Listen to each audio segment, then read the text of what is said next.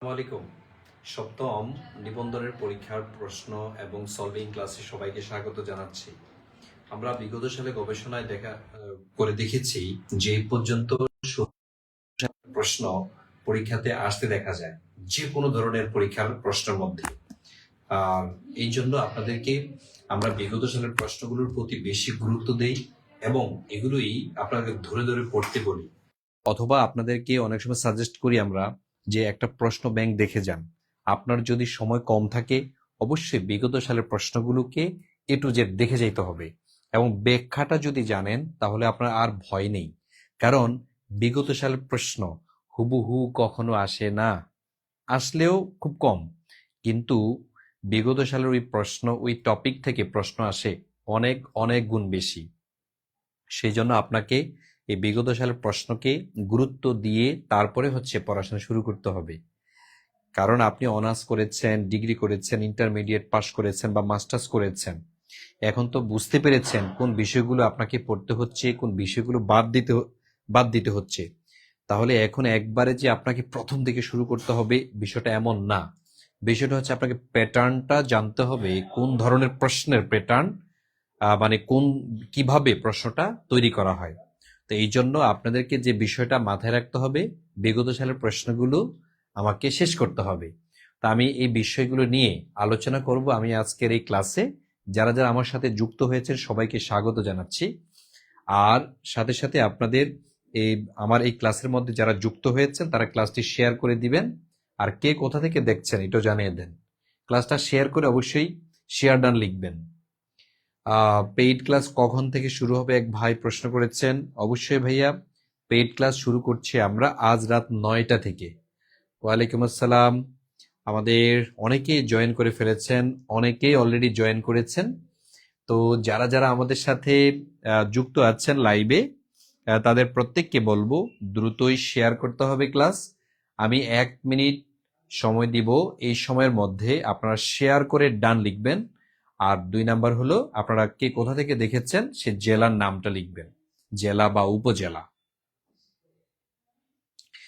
নেত্রকোনা থেকে, বগুড়া থেকে দেখছেন, ঢাকা থেকে দেখছেন, বরিশাল থেকে, নারায়ণগঞ্জ থেকে দেখছেন আমাদেরকে, তারপরে ঢাকা ঢাকা ঢাকা থেকে দেখছেন। Thank you so much. আচ্ছা, যারা যেখান থেকে দেখেছেন প্লিজ ক্লাসটি শেয়ার করতে হবে। তাহলে আমি আজকে এই ক্লাসটিতে আপনাদেরকে যেটা উপহার দিতে যাচ্ছি সেটা হচ্ছে সপ্তম নিবন্ধনে আসা প্রশ্নগুলো। আমাদের দেখতে হবে যে সপ্তম নিবন্ধনে যে প্রশ্নগুলো এসেছে সেই প্রশ্নগুলো কেমন ছিল, কোন কোন টপিক থেকে প্রশ্ন এসেছে এবং এই টপিকগুলো থেকে আবার কিভাবে প্রশ্ন আসতে পারে, এই বিষয়গুলো এখন আমি আপনাদেরকে জানাবো। স্যার, জেনারেল আর সাবজেক্টিভের উপর একটু বলেন। আচ্ছা, জেনারেল এবং সাবজেক্টিভ নিবন্ধনে NTRCA এখানে দুইটা ওয়ে প্রশ্ন করা হয়, দুইটা সিস্টেমে প্রশ্ন করা হয়। একটা হচ্ছে জেনারেল, মনে রাখবেন এই যে জেনারেল, এই জেনারেলে আপনাকে 100 নাম্বারে প্রশ্ন করা হবে। আর একটা হচ্ছে সাবজেক্টিভ, এই যে সাবজেক্টিভ, এই সাবজেক্টিভে আপনাকে 100 নাম্বারে প্রশ্ন করা হবে। অর্থাৎ দুইটা জায়গা থেকে আপনাকে প্রশ্ন করা হবে। জেনারেলে যে সাবজেক্ট থেকে প্রশ্ন করা হবে সেটা হচ্ছে বাংলা, তারপর হচ্ছে ইংলিশ, তারপর হলো জিকে, তারপরে ম্যাথ, তারপর হচ্ছে ডেইলি সায়েন্স। এই 5টা বিষয় থেকে আপনার জেনারেলের প্রশ্ন হবে। আর সাবজেক্টিভের প্রশ্ন হবে আপনি ইন্টারমিডিয়েটে যে গ্রুপে পড়াশোনা করেছেন ওখান থেকে, অথবা আপনি যে সাবজেক্টে অনার্স বা মাস্টার্স করেছেন ওই সাবজেক্ট থেকে। তার মানে এটা হচ্ছে বিষয় ভিত্তিক। এই যে বিষয় ভিত্তিক আপনাকে MCQ আকারে 100টা প্রশ্ন করবে।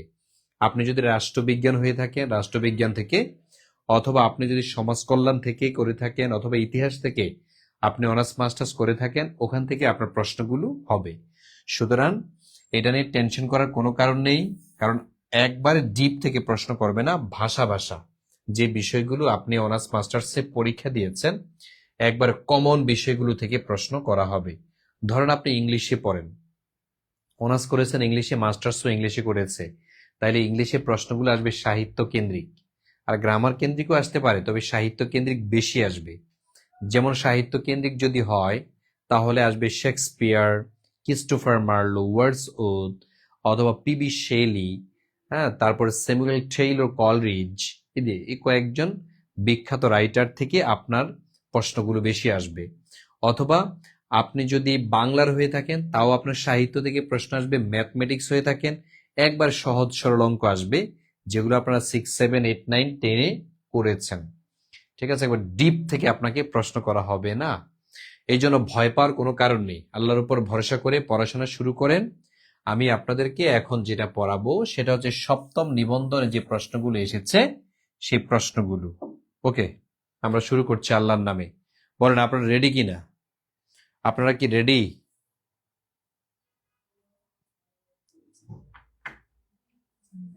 দেখে নাই আমার লাগলে আপনি use করেন। ওকে, আপনারা রেডি তাই তো? তাহলে আমি ক্লাস শুরু করে দিলাম।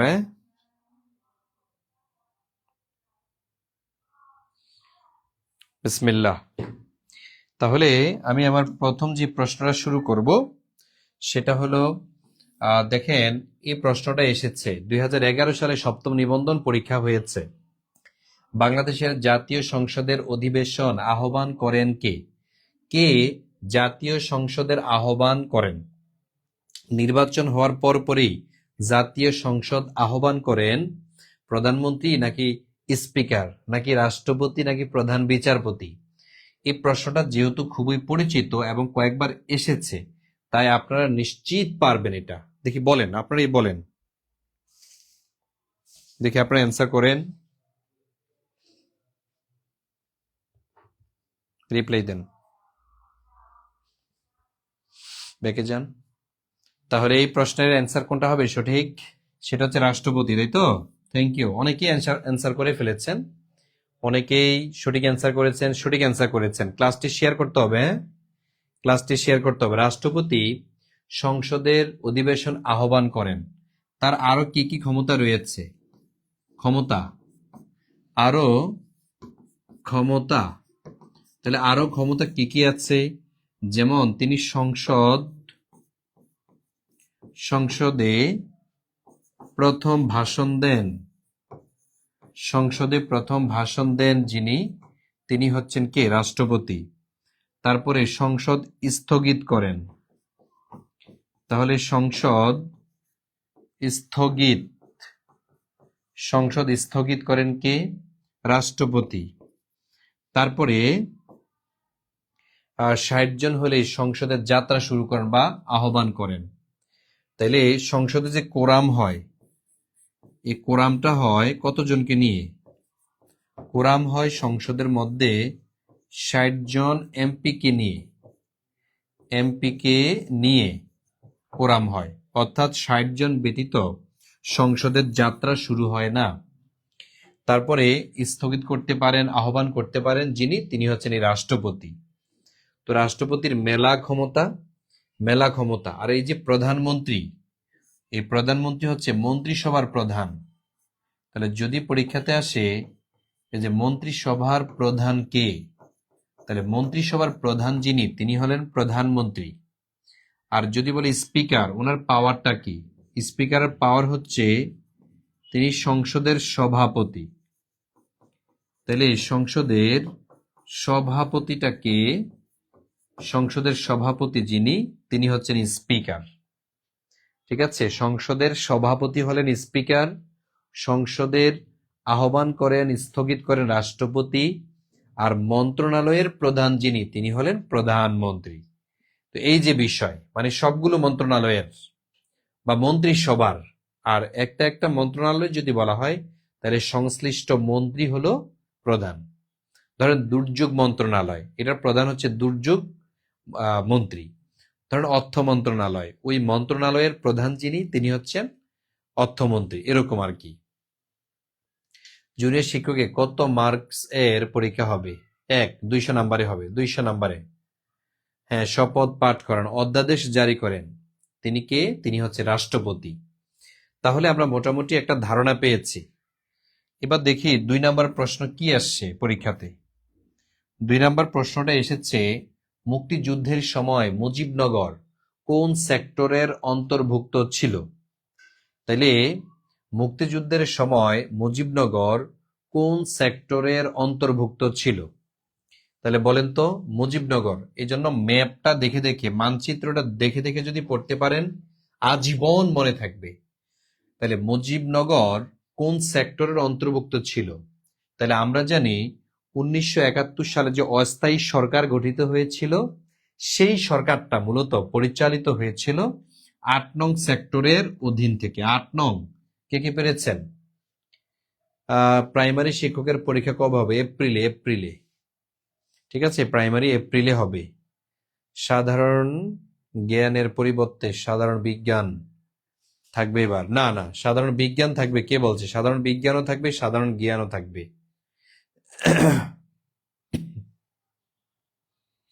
তারপরে কোর্সে ভর্তি হওয়ার জন্য হোয়াটসঅ্যাপে নক দিয়েছিলাম। আচ্ছা, যারা যারা নক দিয়েছেন, আজকে আমাদের কোর্সের সর্বশেষ ভর্তি চলছে, আপনারা ভর্তি হয়ে যান। এই সম্পর্কে আমি আর পরে বলবো, ক্লাস করতে থাকেন। আচ্ছা, তাহলে 8 নং সেক্টর আর 2 নং সেক্টরের অধীনে ছিল আজকের যে ঢাকা। তাহলে মনে রাখবেন, এই যে ঢাকা, এটা হচ্ছে 2 নং সেক্টরের অধীনে ছিল। আর যেটা হচ্ছে নৌ সেক্টর, মনে রাখবেন, এই যে নৌ সেক্টর, এটা হচ্ছে 10 নং সেক্টরের অধীনে ছিল। ঠিক আছে, তারপরে হচ্ছে কি 11 নং, যেটা 11 নং, এটা কোনটা? ময়মনসিংহ না? তাহলে এই সেই ময়মনসিংহ, এটা হচ্ছে 11 নং সেক্টরের অধীনে ছিল। তো এইভাবে সেক্টরগুলোকে আপনাকে ভালো করে মুখস্থ করতে হবে, কারণ এই সেক্টর থেকে আপনার 1 নাম্বার থাকে। ঠিক আছে, 1 নাম্বার যেহেতু সেক্টর থেকে থাকবে, তাই ভালো করে এই সেক্টরগুলো উপরে নেবেন। ঠিক আছে, তারপরে প্রশ্ন আসতে পারে সাবসেক্টর কয়টি? সাবসেক্টর। আবার পরীক্ষা আসতে পারে মোট সেক্টর কয়টি? তাহলে একটা হচ্ছে সাবসেক্টর আর একটা হচ্ছে মোট সেক্টর। যখন সাবসেক্টর বলা হবে তখন হবে 64টি, আর যখন মোট সেক্টর বলা হবে তখন হবে 11টি। ঠিক আছে, এইভাবে হচ্ছে আপনার পরীক্ষায় প্রশ্নগুলো আসবে। তাহলে 1971 সালের এই যে সেক্টর 11টি, এটা মূলত ভাগ করা হয়েছিল কবে? মনে রাখবেন, ভাগ করা হয় 18 এপ্রিল 1971 সালে। 18 এপ্রিল 1971 সালে 11টি সেক্টরে বাংলাদেশকে ভাগ করেছিলেন তৎকালীন সময়কার সরকার। ঠিক আছে, অর্থাৎ শপথ গ্রহণের পরদিন প্রধানমন্ত্রী তাজউদ্দিন আহমেদের নির্দেশনায় এই সরকারটা গঠিত হয়েছিল। ঠিক আছে, এবং সরকার গঠন না, মানে 11টা সেক্টর গঠিত হয়েছিল যুদ্ধ করার সুবিধার্থে। তো এই 11টা সেক্টরের মধ্যে আপনারা গুরুত্ব দিবেন 1 নং সেক্টর। এখন কেন গুরুত্ব দিবেন এটা যদি আপনি না বুঝেন, তাহলে আপনার আর পড়াশোনার দরকার নেই। তাহলে 1 নং সেক্টর, যে সেক্টরের সেক্টর কমান্ডার ছিলেন শহীদ প্রেসিডেন্ট জিয়াউর রহমান, এটা ছিল চট্টগ্রামে। তো এই কারণে 1 নং সেক্টরটা গুরুত্বপূর্ণ। তো এই জন্য সেক্টরগুলো ভালো করে পড়বেন মুক্তিযুদ্ধ পার্ট থেকে। প্রশ্ন যদি কমন পেতে চান তাহলে আর হচ্ছে অস্থায়ী সরকারটা পড়বেন। অস্থায়ী সরকার থেকেও কিন্তু আপনার পরীক্ষায় প্রশ্ন আসবে। নিবন্ধন করতে পারবে না, এবার নাকি এইচএসসি পাশে নিবন্ধন করতে পারবে না। জি, এরকম একটা নির্দেশনা আসতেছে, এখনো ফাইনাল হয়নি। ঠিক আছে, যারা এইচএসসি পাস করেছে তারা হচ্ছে ভর্তি হতে পারবে না, এরকম একটা আলোচনা চলছে। আচ্ছা, 3 নং প্রশ্ন, ঢাকায় বাংলাদেশের রাজধানী স্থাপনের সময় মুঘল সুবেদার কে ছিলেন? ঢাকা বাংলাদেশের রাজধানী একসময় ছিল না। ঢাকার গঠন হয়েছে, ব্যবসা বাণিজ্যের জন্য উন্মুক্ত হয়েছে, কিন্তু এই ঢাকাটা রাজধানী হয়নি অনেক দিন পর্যন্ত। তো ঢাকাটা রাজধানী কোন সুবেদারের আমলে হয়েছে? সেটা হচ্ছে প্রথম সুবেদারের আমলে। তাহলে প্রথম সুবেদার নিয়োগ দেওয়া হয়েছে কবে? 1608 সালে। ঠিক আছে, অর্থাৎ এই যে মুঘল শাসন আমল, মুঘল শাসন আমলে বাংলার নাম কি ছিল জানেন? সুবা বাংলা। সুবা বাংলা, এই যে সুবা বাংলা। এই জন্য পরীক্ষার মধ্যে প্রশ্ন আসে যে কোন সুবেদারের শাসন আমলে বাংলায় প্রথম রাজধানী করা হয়েছিল। তাহলে 1608 সালে আমরা জানি ইসলাম খানকে প্রথম সুবেদার নিয়োগ। তাহলে প্রথম সুবেদার, তাহলে দেখুন তো, প্রথম সুবেদার নিয়োগ দেয়া হয় কবে? সেটা হচ্ছে 1608 সালে। এর 2 বছর পরে 1610 সালে রাজধানী ঘোষণা। তাহলে ঢাকাকে রাজধানী ঘোষণা, তাহলে ঢাকাকে রাজধানী ঘোষণা ইসলাম খান কর্তৃক। তাহলে এই যে ইসলাম খান, তিনি কি করেছেন? ঢাকাকে রাজধানী ঘোষণা করেছেন। তার মানে আপনারা যে অ্যান্সার করেছেন সেটা সঠিক। তাহলে অ্যান্সারটা সঠিক হচ্ছে ইসলাম খান, যিনি হচ্ছেন বাংলার প্রথম সুবেদার ছিলেন। অর্থাৎ তখন তো বাংলা একটা রাজ্য ছিল, তখন মুঘল আমলে রাজ্যকে বলা হতো সুবা। রাজ্যকে কি বলা হতো? সুবা। আর এই সুবার যিনি প্রধান তাকে বলা হতো সুবেদার। তখন এই সুবেদার ছিলেন ইসলাম খান, বাংলার প্রথম সুবেদার ছিলেন ইসলাম খান। তিনি সর্বপ্রথম এই ঢাকাকে রাজধানী ঘোষণা করলেন। তো ঢাকাকে রাজধানী ঘোষণা করে ঢাকার নাম রাখলেন তার যিনি গুরু ছিলেন জাহাঙ্গীর। এই জাহাঙ্গীরের নামে জাহাঙ্গীরনগর। অর্থাৎ ঢাকার রাজধানী করা হয়েছে, তবে ঢাকার নাম চেঞ্জ করে ওই রাজধানীর নামটা হয়েছিল জাহাঙ্গীরের নগর। কারণ তখন এই ভারতবর্ষের মুঘল সম্রাট ছিল জাহাঙ্গীর, সম্রাট জাহাঙ্গীর, যিনি ইসলাম খানকে বাংলার সুবেদার বা সরকার প্রধান হিসেবে নিয়োগ দিয়েছিলেন। ঠিক আছে, এই হচ্ছে বিষয়। তাহলে ক্লিয়ার না? এবার দেখি আপনাদের কাছে আমার প্রশ্ন, ঢাকা কয়বার রাজধানী করা হয়েছে? ঢাকাকে মোট কতবার রাজধানী করা হয়েছে?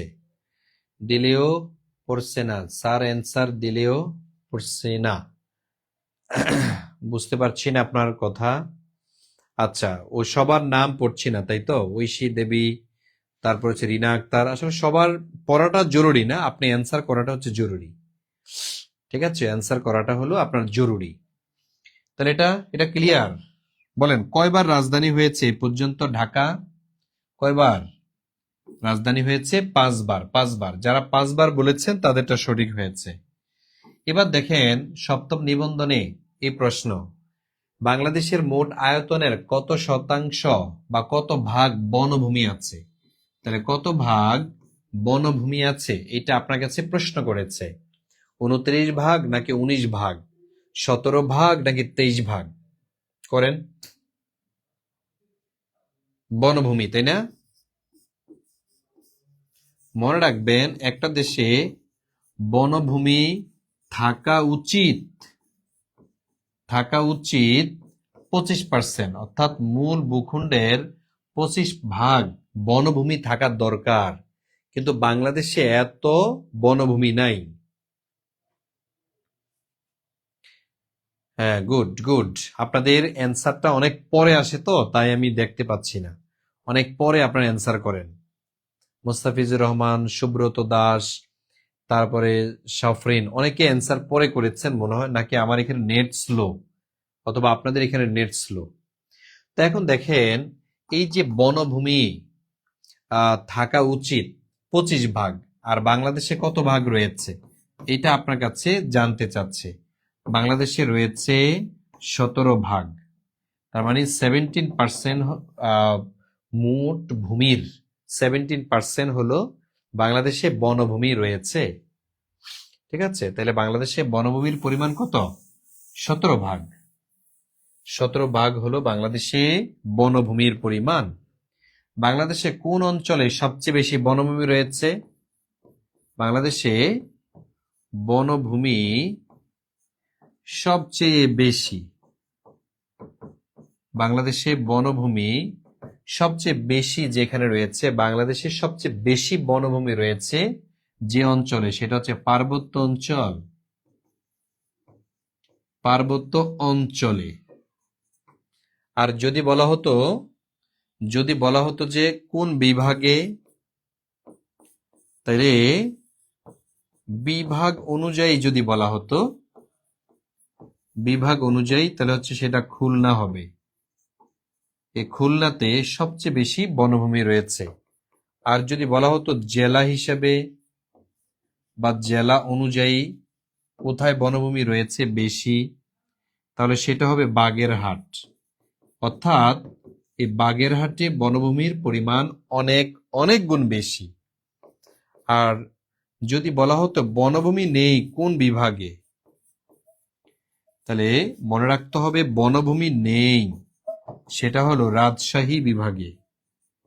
এই যে রাজশাহী বিভাগ, এখানে কি নাই? বনভূমি নাই। ভাইয়া সরি, একটু কমেন্ট করেন, আমি বুঝতে পারছি না। আমি কমেন্ট করব? আমি কমেন্ট করে লাভ কি বলেন?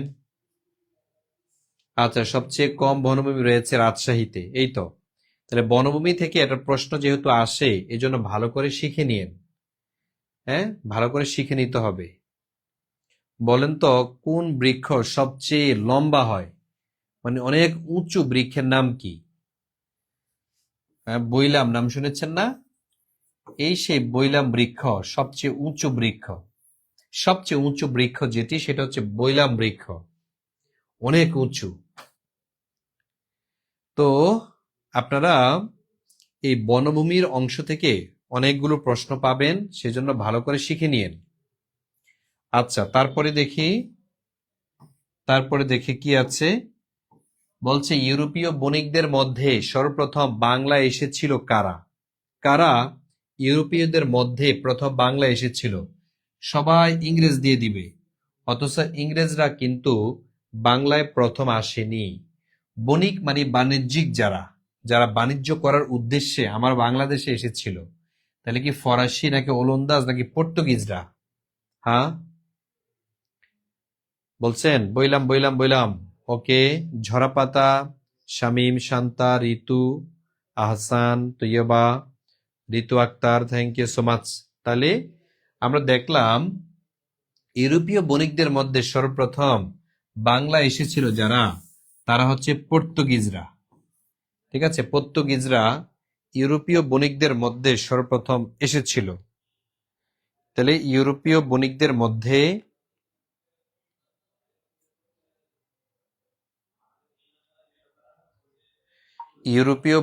মধ্যে পর্তুগিজরা বাংলায় আসেন কত সালে? ইউরোপীয় বণিকদের মধ্যে পর্তুগিজরা বাংলায় আসেন কত সালে? 1516 সালে। মনে রাখবেন, 1516 সালে। 1516 সালে এই পর্তুগিজরা আসেন। পর্তুগিজরা মূলত আসছিলেন চট্টগ্রামে। চট্টগ্রামে তারা আসছিলেন, এসে বললেন যে আমরা ব্যবসা করব। পরে চট্টগ্রামের নাম তাদের নাম অনুযায়ী রাখলো পোর্ট্রু গ্রান্ডে। পোর্ট্রু গ্রান্ডে, এই যে পোর্ট্রু গ্রান্ডে, এটা হচ্ছে চট্টগ্রামের সাবেক নাম। পরে এই পর্তুগিজরা ডাকাতে শুরু করে, এই কারণে তাদের যে ডাকাত, এই ডাকাত দলকে কি বলা হতো? হারমাদ। ঠিক আছে, হারমাদ বলা হতো পর্তুগিজ ডাকাতদেরকে। আবার আরেকটা ডাকাত ছিল, তাদেরকে বলা হতো মগ, মিয়ানমারের। তাহলে দুইটা ডাকাতের নাম আমরা শুনি, একটা হচ্ছে হারমাদ এবং মগ, যারা হচ্ছে মূলত জলে ডাকাতি করত। তাদের হাত থেকে বাঁচার জন্য ঢাকা গেট নির্মাণ করা হয়। এই যে নির্মাণ ঢাকা গেট নির্মাণ, অর্থাৎ ঢাকার শহর রক্ষা করার জন্য ডাকাতের হাত থেকে যে গেট নির্মিত হয়, সেটা হচ্ছে ঢাকা গেট। মীর জুমলার কর্তৃক গেটটি নির্মিত হয়েছে। পরবর্তীতে চট্টগ্রামে যেহেতু পর্তুগিজরা এসে ত্রাস সৃষ্টি করলো, তাই পর্তুগিজদেরকে শায়েস্তা করার জন্য আসলেন কে? শায়েস্তা খান।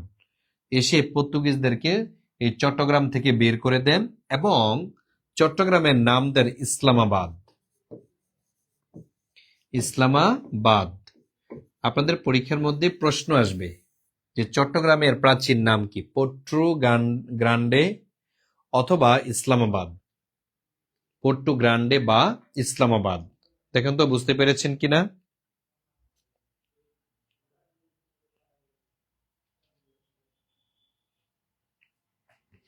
পোর্ট্রু গ্রান্ডে বা ইসলামাবাদ, এটাই হচ্ছে চট্টগ্রামের প্রাচীন নাম।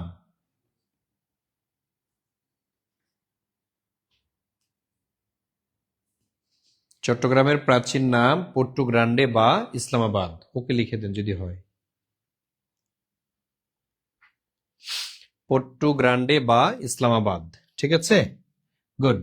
তারপরে হচ্ছে বাংলায় সর্বশেষ ইউরোপীয়দের মধ্যে সর্বশেষ কারা এসেছিল? তাহলে মনে রাখবেন, ইউরোপীয়দের মধ্যে বাংলায় সর্বশেষ আগমন কারা করেছিল? তারা হচ্ছে ফরাসিরা। তাইলে ইউরোপীয় বণিকদের মধ্যেই বাংলায় সর্বশেষ আগমন করেছে ফরাসিরা, কিন্তু শাসন করার জন্য প্রথম। ইউরোপীয় বণিকদের মধ্যে প্রথম শাসন করার জন্য কারা এসেছিল? ফরাসিরা। তারা আসছে দেশ দখল করতে। আর ওই যে ইংরেজরা আসছিল 1600 সালে এসে তারা একটা কোম্পানি বানায়, যেটার নাম হচ্ছে ইস্ট ইন্ডিয়া কোম্পানি। এই যে ইস্ট ইন্ডিয়া কোম্পানি প্রতিষ্ঠা করা হলো। আর ইস্ট ইন্ডিয়া কোম্পানির কার্যক্রম শুরু হয় 1616 সালে। এই 1616 সালে কার্যক্রম চালু। তাহলে কার্যক্রম চালু হয়েছিল 1616 সালে। এটা হচ্ছে বাংলায় 1616, কিন্তু ভারতবর্ষে 1608-এ শুরু হয়েছিল। তো এগুলা মোস্ট ইম্পর্টেন্ট এবং কি এগুলো রিলেটেড। এখান থেকে প্রশ্ন এসেছে এই পর্যন্ত, এই কারণে আমি লিখে দিচ্ছি। হ্যাঁ, সর্বশেষ ফরাসিরা এসেছিলেন। জি, সামিক ইসলাম, সেতু সরকার, আহসান আহমেদ, সিনথি ইসলাম সুরভি, জাহাঙ্গীর মিতু নাকি জাকিয়া, তারপরে হচ্ছে অনেকে অ্যান্সার করেছেন, থ্যাংক ইউ। এবার আসেন পরের প্রশ্নটিতে আমরা যাই। আপনাদের একটা ঘোষণা দিয়ে যাই একটু, সেটা হচ্ছে আপনাদের অনুরোধের কারণে আমরা আমাদের যেই 19তম নিবন্ধনের ক্লাসটি এটা আজ থেকে শুরু করছি, আজ রাত থেকে। এটা মূলত আপনাদের অনুরোধের কারণেই আজ থেকেই 19তম নিবন্ধনের সম্পূর্ণ নতুন ব্যাচ আমরা চালু করব এই পেজে। আপনারা যারা যারা আমাদের সাথে যুক্ত হতে চান, আপনারা আমাদের সাথে যুক্ত হতে পারবেন। আমাদের এখানে যুক্ত হলে আপনাকে 100টা ক্লাস দেওয়া হবে। এটা মূলত 19তম নিবন্ধন যারা করতে চান তাদের জন্য 100টা প্লাস ক্লাস হবে, 100টা পরীক্ষা নিব, সকল ক্লাসের উপরে আমরা রেকর্ড দিব আপনাকে, আর ক্লাসের পর আমরা ক্লাসের মধ্যে খাওয়াই দেব ইনশাল্লাহ। তো যারা যারা যুক্ত হবেন, ভর্তি হবেন তারা আজকের মধ্যেই, কারণ সময় নাই কিন্তু। 19তম নিবন্ধনের নতুন ব্যাচ আজ রাত থেকে শুরু হবে। মূলত আজকে 1 নাম্বার লেকচার থেকে শুরু করব আমরা, সুতরাং সময় কিন্তু আর নাই। আপনি যদি শুরু করেন, ভর্তি হন, তাইলে আপনি আজ থেকে ভর্তি হবেন। 19তম নিবন্ধনের আগ পর্যন্ত আপনাকে আর ভর্তি হতে হবে না। আমরা এই যে আয়োজন, এখানে কি কি পড়াবো? এখানে আমরা পড়াবো বাংলা, ইংলিশ, জিকে, ম্যাথ, আরেকটা হচ্ছে ডেইলি সায়েন্স। এই 5টা বিষয় আমরা এখানে আপনাকে পড়াবো ইনশাল্লাহ। একবারে 5টা বিষয়ের আলাদা আলাদা টিচার। এটার জন্য আমরা 3000 টাকা নির্ধারণ করেছি। যেহেতু কষ্ট করে এই দুপুরে না ঘুমায়া ক্লাস করছেন, তা আপনাদেরকে একটা অফার দিয়েছি আমরা। সেটা হচ্ছে, আমি যতক্ষণ পর্যন্ত ক্লাসটা নিব এর মধ্যে যদি আপনি ভর্তি হন তাহলে 1199 টাকা। আমি যখন ক্লাসটা কেটে দিব, ক্লাস থেকে বের হয়ে যাব, তখন আপনি ভর্তি হলে হবেন 3000 টাকা দিয়ে। আর এখন ভর্তি হলে 1199 টাকা। তো যারা ভর্তি হতে চান তারা এই যে নিচে দেওয়া নাম্বারে বিকাশ অথবা নগদ থেকে সেন্ড মানি করে দিবেন। আমরা একটা সিক্রেট গ্রুপে অ্যাড করব, ওখান থেকে আপনাকে ক্লাসের সকল লিঙ্ক দিয়ে দিবে ইনশাল্লাহ। তো এই হচ্ছে বিষয়। তো যারা যারা আমাদের কোর্সে ভর্তি হতে চান তারা একটু কুইজ হয়ে যাক, একটু বলেন যে ভর্তি হতে চাই এই বলে হচ্ছে আপনি কমেন্টে জানান। আর যারা যারা ভর্তি হবেন টাকা পাঠাবেন হচ্ছে এই নাম্বারে 01767265758। এই নাম্বারটিতে আপনি যদি টাকা পাঠান আমরা আপনাকে গ্রুপে অ্যাড করে দেবে ইনশাল্লাহ। আর গ্রুপে অ্যাড করা মানে এই ক্লাসগুলো আর অন্য কেউ দেখতে পারবে না, শুধু আপনি ব্যতীত। আপনার কাছে রেকর্ড থাকবে, রেকর্ডের লিঙ্ক থাকবে, আপনি যতক্ষণ খুশি ততক্ষণ টেনে টেনে দেখতে পারবেন। ঠিক আছে? 19তম নিবন্ধন আপনার জীবনে একটি তাৎপর্যপূর্ণ নিবন্ধন, কারণ এই নিবন্ধনে প্রচুর পরিমাণ ভাই বোনকে উত্তীর্ণ করবে। ঠিক আছে, নিবন্ধন পরীক্ষাটা এটা জাস্ট লাইক এসএসসি এবং এইচএসসি পরীক্ষার মতো। মানে সবাই যদি ভালো নাম্বার পায় সবাইকে কিন্তু নিয়ে নিবে, সার্টিফিকেট দিবে আপনাকে। ঠিক আছে, সার্টিফিকেট দিবে, অর্থাৎ এরা তো আর সরাসরি চাকরি দিচ্ছে না, এরা কিন্তু সার্টিফিকেট দিচ্ছে। তবে সামনে আরো সুখবর আসবে 19তম নিবন্ধনের আগে, কিন্তু এরপর থেকে আবার নিয়ম কারণ নতুন নতুন চলে আসবে, সেই জন্য লেট করেন না, ভর্তি হয়ে যান। আচ্ছা,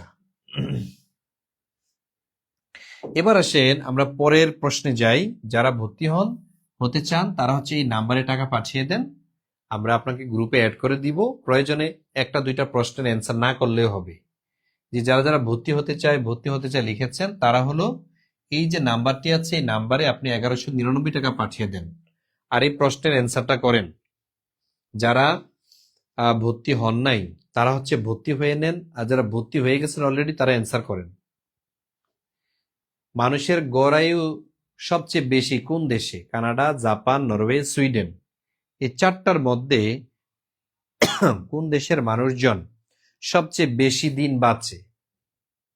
কোন দেশের মানুষ সবচেয়ে বেশি দিন বাঁচে?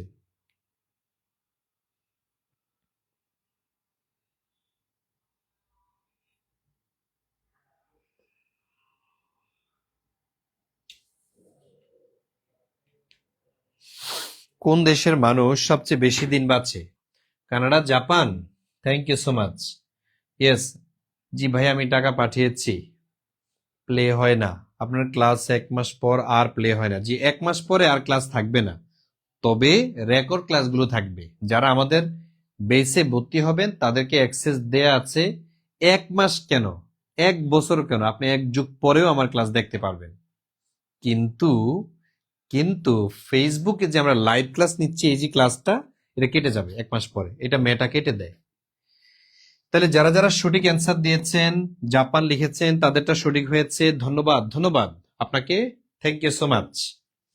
তাহলে মানুষের গড় আয়ু সবচেয়ে বেশি যে দেশটা সেটা হলো জাপান। হ্যাঁ, আচ্ছা, যারা টাকা পাঠিয়েছেন সেন্ড মানি লিখবেন। হ্যাঁ, সেন্ড মানি ডান, সেন্ড মানি ডান, এই সেন্ড মানি ডান লিখে দেন, তাহলে আপনাকে গ্রুপে অ্যাড করব।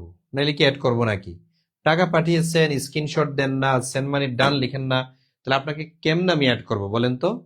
টাকা পাঠিয়েছেন, ভালো কথা, অবশ্যই এখানে লিখে দেন, এই যে কমেন্টে লিখে দেন সেন্ড মানি ডান। আর এই যে নাম্বার, এই নাম্বার হোয়াটসঅ্যাপ আছে, এই নাম্বারে আপনি হচ্ছে গিয়ে টাকা পাঠিয়ে এই হোয়াটসঅ্যাপে স্ক্রিনশট দেন অথবা কল দেন। টাকা পাঠিয়ে কল দেন যে ভাইয়া আমি লাস্ট নাম্বার এত, আমি টাকা পাঠিয়েছি, আমাকে গ্রুপে অ্যাড করেন, বাস আপনার কাজ শেষ, ফোন দিয়ে দিবেন। তো এই প্রশ্নের অ্যান্সার আমরা জানলাম, গড় আয়ু সবচেয়ে বেশি যে দেশটার সেটা হচ্ছে জাপানের। কিন্তু তারপরেও আত্মহত্যার হার এই চারটা দেশের মধ্যে বেশি কোন দেশে? আত্মহত্যার হার বেশি, আত্মহত্যার হার বেশি যে দেশটাতে সেটা হচ্ছে জাপান। জাপানে কোনো কিছুর অভাব নাই, না টাকা পয়সা না সুখ, যেমনে খুশি মানুষ তেমনি চলতে পারে। ওই দেশে প্রায় 58% মানুষ কোনো ধর্মই পালন করে না, তার মানে তাদের কোনো কাজে নেই। তারপরেও কেন সুইসাইডাল রেন্ট এত বেশি কেন তাদের দেশে? কারণ বেশি সুখ তাদের সয় না। এই তো গত 31শে জানুয়ারি আমার একটা স্টুডেন্ট আত্মহত্যা করেছে। ঠিক আছে, আমার ঢাকা বিশ্ববিদ্যালয় ফার্স্ট হয়েছে, অনন্য গাঙ্গুলি, আমার খুবই স্নেহের একজন স্টুডেন্ট ছিল। কি এমন এক ব্যথা তার ভিতরে, সেই ব্যথা তাকে মেরেই ফেললো। কিন্তু তাকে যখনই দেখতাম খুব হাস্য উজ্জ্বল চেহারা, চমৎকার কথাবার্তা ছিল। হ্যাঁ, ভাইয়া ব্যতীত কোনো কথাই বলতো না, জগন্নাথ হলে ছিল। কিন্তু দেখা গেল যে তার বাড়ি তো ঝিনাইদহে, মানে ফাঁস দিয়ে আত্মহত্যা করেছে। তাহলে বুঝেন, মানে বেশি সুখ বা আপনি যেটা মনে করতেছেন এটা সুখ, ঠিক আছে, আরেকজনের কাছে এটা কিছুই না। ঠিক আছে, তো এই জন্য অল্পতেই তৃপ্ত থাকতে হয়। অনেকে চিন্তা করে আল্লাহ আমার বিসিএস হয় না, আমি নিবন্ধন আমি দিব না, এভাবে গরম হয়ে যাওয়া যাবে না। লাইফ মানে হচ্ছে কুল থাকতে হবে আপনাকে। যখনই গরম হয়ে যাবেন তখন লাইফ শেষ। রেসলিং খেলা দেখেছেন কখনো? রেসলিং, যে ব্যক্তি বেশি উত্তেজিত হয়ে যায় সে হাইরা যায়, আর যে দেখবেন কুল শুধু মায়ের খায় দেখবেন, ওই যে রক, তারপর হচ্ছে র্যান্ডি, তারপর কি যেন জন সিনা, শুধু মায়ের খায়, শুধু মায়ের খায়, লাস্টে একবারে দেয়, দিয়ে আবার জিতে যায়। ঠিক আছে, উত্তেজিত হলে হবে না, আপনাকে ঠান্ডা মাথায় কাজ করতে হবে। স্যার দেখতেও সেই ফার্স্ট, ইয়েস। তারপর আসেন আমরা পরের প্রশ্নে আসি। হ্যাঁ, ভর্তি হতে চাই, জি ভর্তি হতে চাইলে এই যে এই নাম্বারে টাকা পাঠিয়ে দিন ভাইয়া, এই নাম্বারে মাত্র 1199 টাকা, আর লাইভ কেটে গেলে 3000 টাকা। তা আপনার কাছে যদি টাকা বেশি থাকে তাহলে এখন শুধু ক্লাস করেন, আমার ক্লাস শেষ হয়ে যাওয়ার পরে আপনি 3000 টাকা পাঠিয়ে দিন। আর যদি মনে করেন যে ভাই আমি ছাত্র মানুষ, টাকা পয়সা আমার খুব কম, আমি এখনো বেকার মানুষ, আমার কাছে টাকা পয়সা কম আছে, তাইলে হচ্ছে ওই অফারটা নেন, আপনি ওই টাকা আপনি ভর্তি হয়ে যান এখন। আচ্ছা, জাপানের পার্লামেন্টের নাম কি?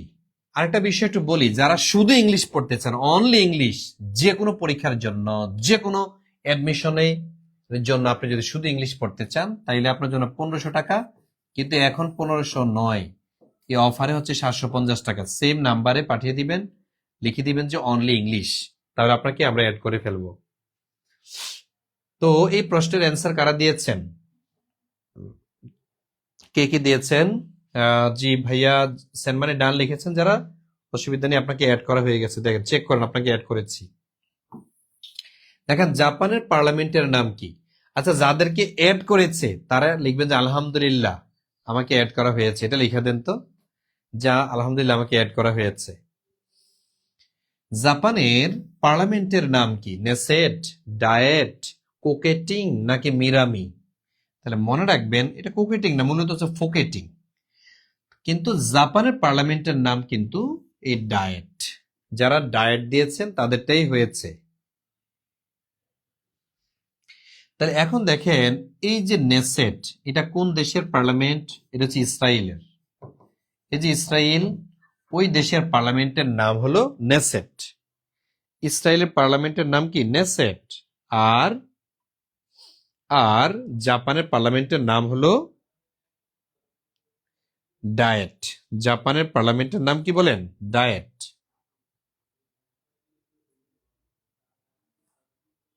গুড। আর জাপান, আচ্ছা তাহলে এটা কি ডান? ডান। এই পার্লামেন্ট থেকে মনে রাখবেন দেশ, রাজধানী, মুদ্রা, ভাষা, পার্লামেন্ট, এই কয়েকটা টপিক থেকে প্রশ্ন আসে বেশি। দেশ, তারপর হচ্ছে বিশ্বের বিভিন্ন দেশের রাজধানী, বিভিন্ন দেশের মুদ্রা, তারপর হচ্ছে ভাষা, সংস্কৃতি, এই কয়েকটা টপিক লিখলাম না, এখান থেকে আপনি প্রশ্ন পাওয়ার সম্ভাবনা হচ্ছে 100%, অর্থাৎ এখান থেকে আপনি প্রশ্ন একটা পাবেনই, একটা দুইটা তিনটেও পাইতে পারেন, এখান থেকে।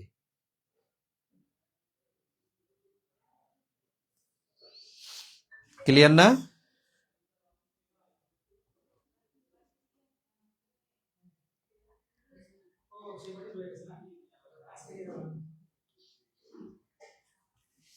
হ্যাঁ ক্লিয়ার লিখে দিবেন, হ্যাঁ ক্লিয়ার কিনা এটা ক্লিয়ার লিখে দিবেন।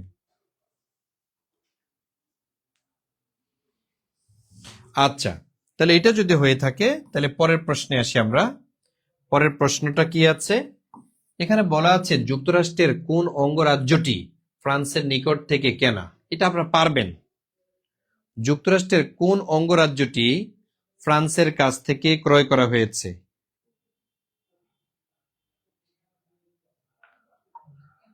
যুক্তরাষ্ট্র ফ্রান্সের কাছ থেকে ক্রয় করেছেন কোন রাজ্যটি? হ্যাঁ, এটা আপনারা পারেন না? যুক্তরাষ্ট্র ফ্রান্সের কাছ থেকে এই যে লুইসিয়ানা রাজ্যটি ক্রয় করেছে, আর রাশিয়ার কাছ থেকে ক্রয় করেছে আলাস্কা। রাশিয়ার কাছ থেকে ক্রয় করা হয়েছে আলাস্কা, যেটা হলো যুক্তরাষ্ট্রের আয়তনে সবচেয়ে বড় রাজ্য। যুক্তরাষ্ট্রের আয়তনে সবচেয়ে বড় রাজ্য যেটা, সেটা হচ্ছে আলাস্কা। আর এই যে লুইসিয়ানা রাজ্যটি, এটা হচ্ছে 1803 সালে নেপোলিয়নের কাছ থেকে ক্রয় করা হয়েছিল।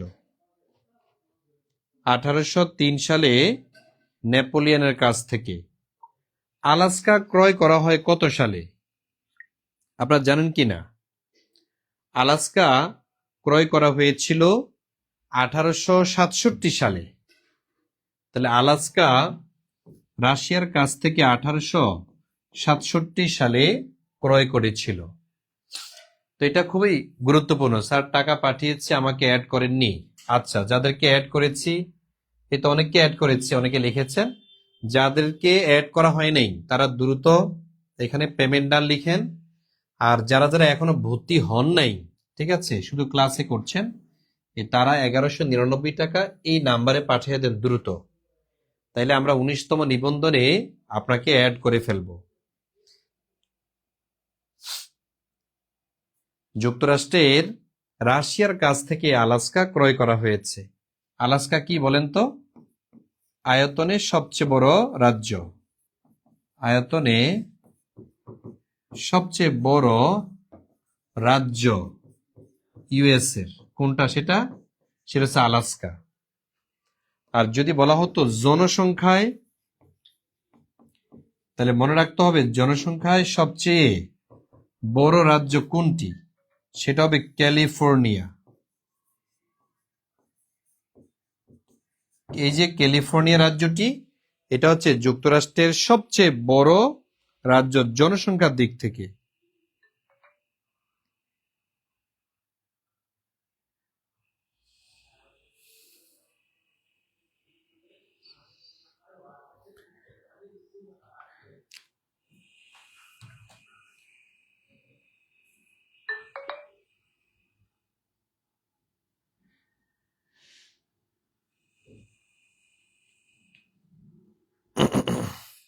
ক্লিয়ার?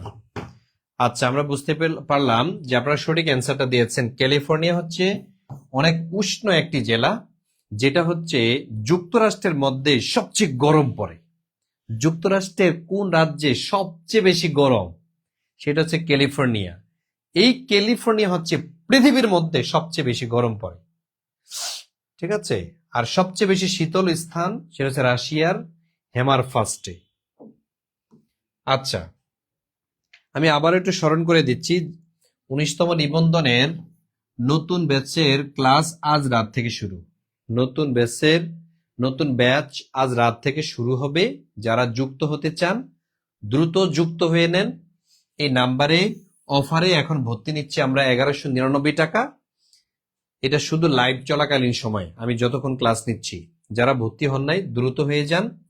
আর অবশ্যই অবশ্যই এই টাকা আপনি সেন্ড মানি করবেন বিকাশ অথবা নগদ থেকে। বিকাশ অথবা নগদ থেকে সেন্ড মানি করে দিবেন, ঠিক আছে। বিকাশ অথবা নগদ থেকে সেন্ড মানি করে সেন্ড মানি ডান লিখবেন। তাহলে আসেন পরের প্রশ্নটা।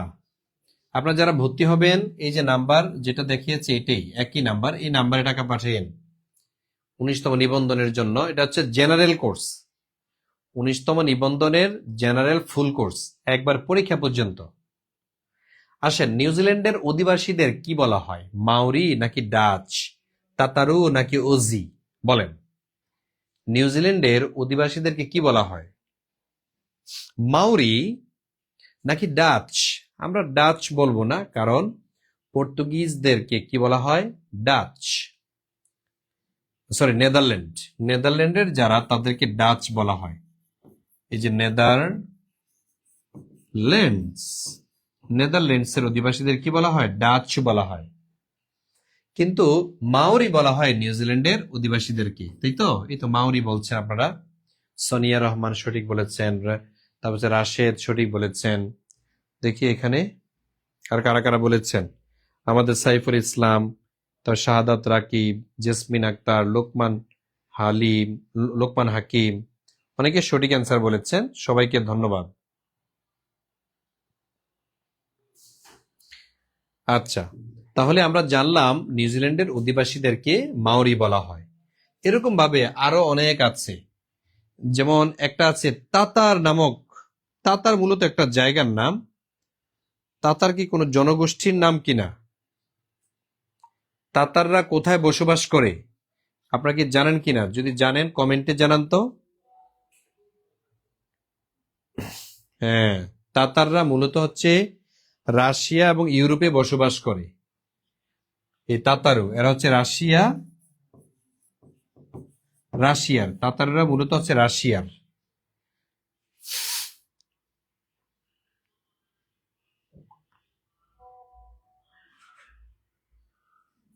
তাহলে পরের প্রশ্ন আরো আসে, যেমন জুলু কুলু কোন দেশে বসবাস করে? জুলু আর একটা হচ্ছে কুলু, এরা হচ্ছে সাউথ আফ্রিকার বা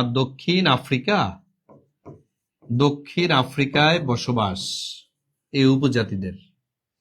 আবার যদি বলা হতো রেড ইন্ডিয়া এরা কোথায় বসবাস করে? এরা হচ্ছে যুক্তরাষ্ট্র, কানাডা আর হচ্ছে গ্রিনল্যান্ড। এই গ্রিনল্যান্ডে বসবাস করে যারা, তারা হচ্ছে রেড ইন্ডিয়ান। আর যদি বলা হতো রেড আর্মি হচ্ছে জাপানের বিদ্রোহী গ্রুপ। জাপানের যারা বিদ্রোহী গ্রুপ তাদেরকে কি বলা হয়? Red army.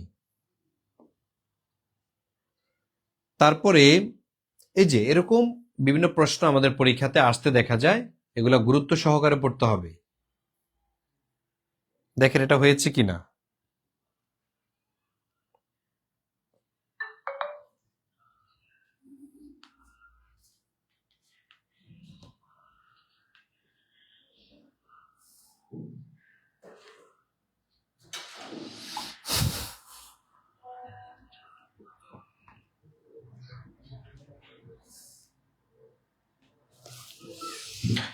আচ্ছা, তাহলে তারপরের প্রশ্নে আমরা যাই।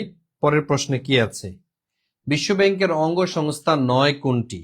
বিশ্ব ব্যাংকের অঙ্গ সংস্থা 9 কোনটি? আইবিআরডি, আইডি, আইএফসি, আইএমএফ আর এটা হচ্ছে আইএফসি। তা আমরা জানি বিশ্ব ব্যাংকের 5টি মূল অঙ্গ সংস্থা রয়েছে। কি কি? প্রথম যেটা সেটা হচ্ছে আইবিআরডি, আরেকটা হচ্ছে আইডিএ, আরেকটা হচ্ছে আইএফসি, আরেকটা হচ্ছে মিঘা, আরেকটা হলো ইকসিড। এই 5টাই মূলত বিশ্ব ব্যাংকের মূল সংস্থা। International Bank for Reconstruction Dispute, IDA হলো ইন্টারন্যাশনাল ডেভেলপমেন্ট অ্যাসোসিয়েশন, আইএফসি হচ্ছে International Finance Corporation, MIGA Multilateral Investment Guarantee Agency, আর ইকসিড হচ্ছে International Centre for Settlement of Investment Dispute. এই 5টাই মূলত বিশ্ব ব্যাংকের মূল সংস্থা। ঠিক আছে, বিশ্ব ব্যাংকের মূল সংস্থা হচ্ছে এই 5টি। এখন আপনার পরীক্ষাতে যদি আসে নিচের কোনটি বিশ্ব ব্যাংকের অঙ্গ সংস্থা নয়, এই যে 9 দেখেন আছে, তাহলে এখানে আইবিআরডি আছে, তার মানে আইবিআরডি হবে না। তারপরে এখানে আইডিএ আছে, এখানে আইডিএ আছে, তা হবে না। এখানে আইএফসি আছে, আইএফসি এখানেও আছে, আর মিগাতে এখানে উল্লেখ নাই, এক্সিডও নাই। ব্যতিক্রম আমরা দেখি কোনটা? আইএমএফ। তার মানে আইএমএফ হচ্ছে বিশ্ব ব্যাংকের অঙ্গ সংস্থা নয়।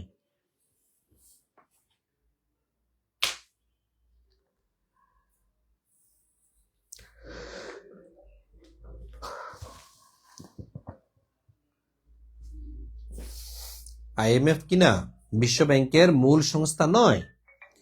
তবে কেউ যদি, একটু মনে রাখতে হবে, কেউ যদি বিশ্ব ব্যাংকের সদস্য হতে চায়, তাহলে তাকে আইএমএফ এর সদস্য হয়ে নিতে হয়।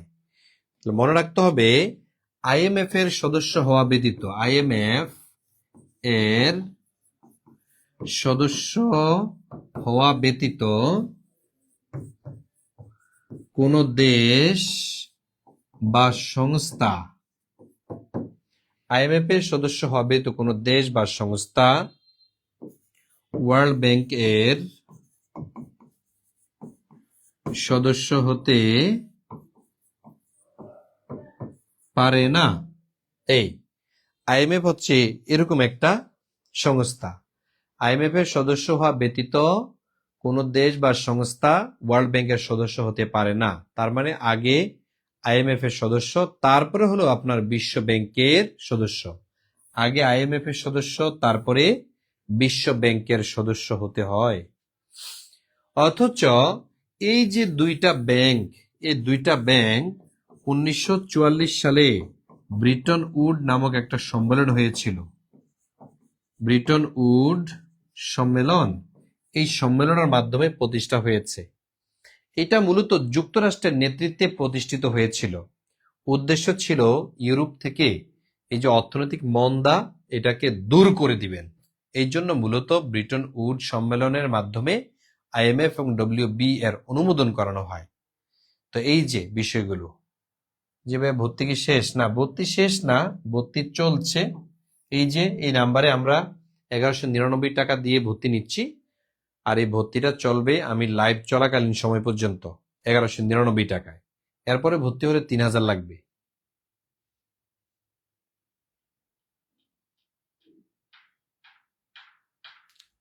ক্লিয়ার? ক্লিয়ার। আচ্ছা, তারপরে কি আছে বলেন? এই যে এই প্রশ্নের অ্যান্সার আপনারা করবেন, এই প্রশ্নের অ্যান্সার আপনারা করবেন। হ্যাঁ, আমি নাম্বারটা আবারও একটু মার্ক করে দিলাম, কারণ অনেকে ভুল করে ফেলে। 01767265758, 265758 এই নাম্বার। প্রয়োজনে স্ক্রিনশট দিয়ে ফেলবেন। আচ্ছা, দুধে থাকে কোন acid? Folic acid, tartaric acid, lactic acid নাকি সাইট্রিক অ্যাসিড? দুধে কোন ধরনের অ্যাসিডের পরিমাণ সবচেয়ে বেশি? সি সি সি সি অনেকে বলছেন সি সি। শেয়ারডান, শেয়ারডান, thank you so much. IMF M Rahman, Rezwan Ali, thank you so much. Good. তার মানে হচ্ছে কোনটা? Lactic acid. তাহলে দুধ এর মধ্যে এই ল্যাকটিক অ্যাসিডের পরিমাণ সবচেয়ে বেশি থাকে। আর দুধ হচ্ছে সুষম খাবার, অর্থাৎ এর মধ্যে খাবারের যে যে উপাদানগুলো আছে, তোমার এই সবগুলো বিষয় আছে হচ্ছে এই দুধের মধ্যে।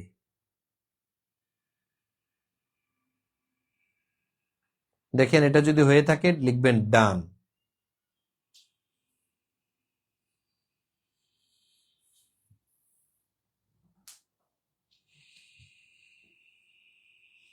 গুড গুড গুড, অনেকের অ্যান্সার হয়েছে।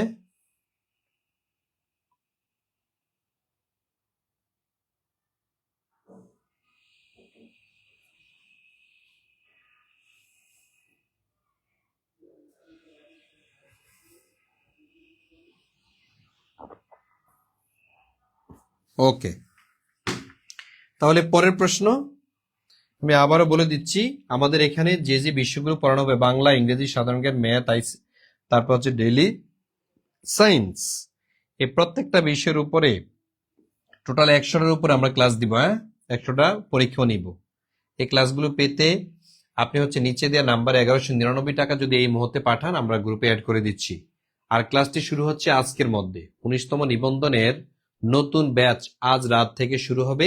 আপনারা যারা 19তম নিবন্ধনে ভর্তি হতে চান, আজকের মধ্যে ভর্তি হয়ে যান। আমি লাইভ চলাকালীন সময় যদি ভর্তি হন, তাহলে ডিসকাউন্ট আছে এই মাত্র 1199 টাকা। আচ্ছা, এবার আসেন এই প্রশ্নের উত্তর। 1 মেগাবাইট ড্যাশ কত কিলোবাইট? এই প্রশ্নটাও আপনার সপ্তম নিবন্ধন পরীক্ষাতে এসেছে। 1 মেগাবাইট, 1 মেগাবাইট কত কিলোবাইট?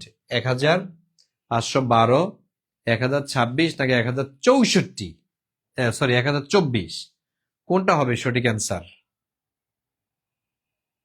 দেখি অ্যান্সার করেন তো, কোনটা হবে সঠিক? 1000 নাকি 512, 1026 নাকি 1024? সঠিক অ্যান্সার হলো যেটা, সেটা হচ্ছে, এটা মুখস্থ রাখবেন, মুখস্থের বিষয় 1024। তাইলে যদি প্রশ্ন আসে 1 মেগাবাইট কত কিলোবাইটের সমান, তখন উত্তর হবে 1024 মেগাবাইটের সমান। 1024 মেগাবাইটের সমান।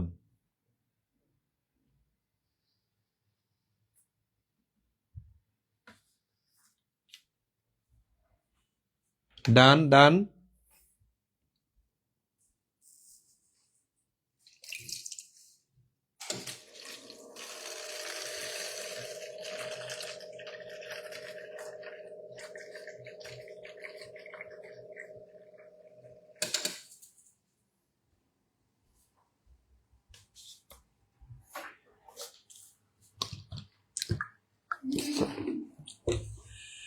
আচ্ছা, যদি এটা হয়ে থাকে পরের প্রশ্নে আমরা যাই।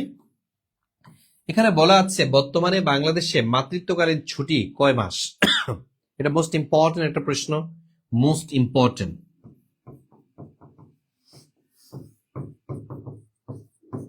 Most important question. মাতৃত্বকালীন ছুটি কয় মাসের? একজন মা যদি সরকারি চাকরি করেন, সরকারিভাবে তাকে কত মাস ছুটি দিবেন? তাহলে বলেন তো, মাতৃত্বকালীন ছুটি বর্তমানে বাংলাদেশে মাতৃত্বকালীন ছুটি কয় মাস? বর্তমানে বাংলাদেশে 6 মাস, 7 মাস, 5 মাস নাকি 3 মাস?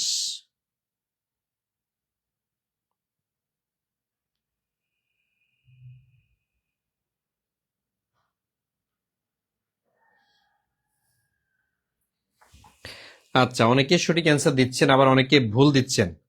কেমনে পারলেন আপনারা? আগে দেয়া হতো 4 মাস, তাই না? কিন্তু 2011 সালে 6 মাস করে দেয়, 6 মাস করে দেয়। ঠিক আছে, অর্থাৎ 2011 থেকে 2011 সাল থেকে 6 মাস, আর 2011 সালের পূর্বে অর্থাৎ এর পূর্বে 4 মাস করে দেওয়া হতো। 4 মাস ছিল, মায়েদের কত কষ্ট হতো আগে। আর এখন 6 মাস পর্যন্ত ছুটি পাচ্ছে একজন মা। জন্ম দেওয়ার 6 মাস পর্যন্ত একজন মা সরকারি সকল সুযোগ সুবিধা পাবেন, কিন্তু উনি কর্মস্থলে। তাহলে দেখবেন আপনাকে একটা লিঙ্ক দিচ্ছে, জাস্ট ক্লিক করেন, অ্যাড হয়ে যাবেন।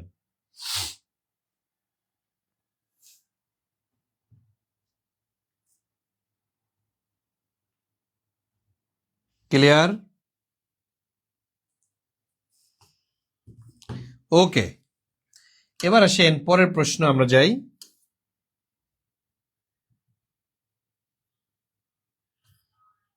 পরের প্রশ্নটি হচ্ছে, কবর নাটকটি রচয়িতা কে?